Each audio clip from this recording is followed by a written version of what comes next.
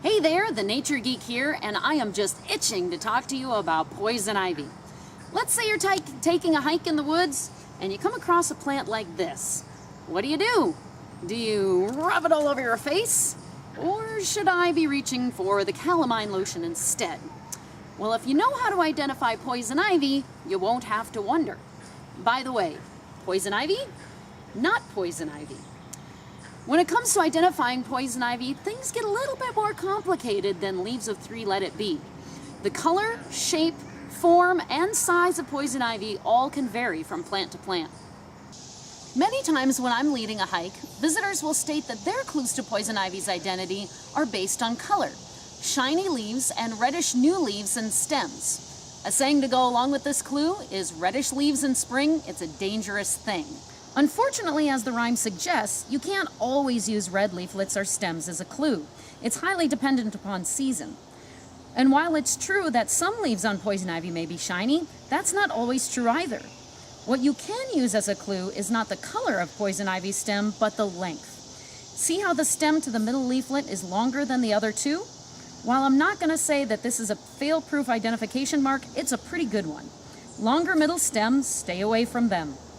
How can you tell which of these plants is poison ivy?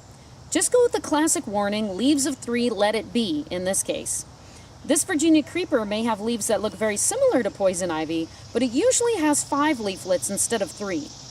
Even if the Virginia creeper only has 3 leaves, you can always refer back to the longer stem, stay away from them, to tell you that this is not poison ivy.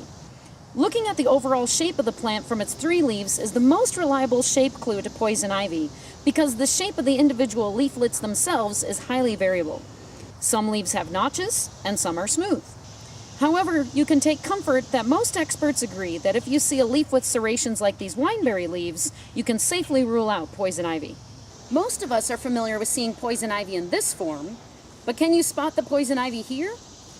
Look closely at this healthy-looking tree, and you'll see that it's actually dead.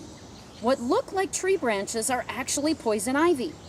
Besides growing on the ground, poison ivy can be found in shrub forms as well as a vine like this one. The clue here is on the vine itself.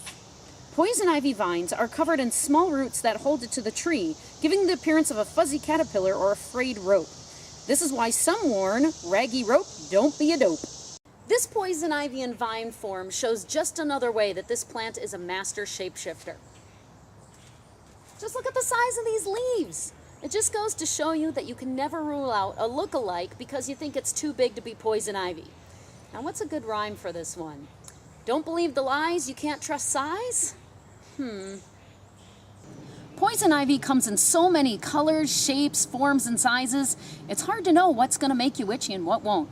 But I figure when in doubt, if you just leave anything with leaves of 3B, you won't have to worry. See you next time.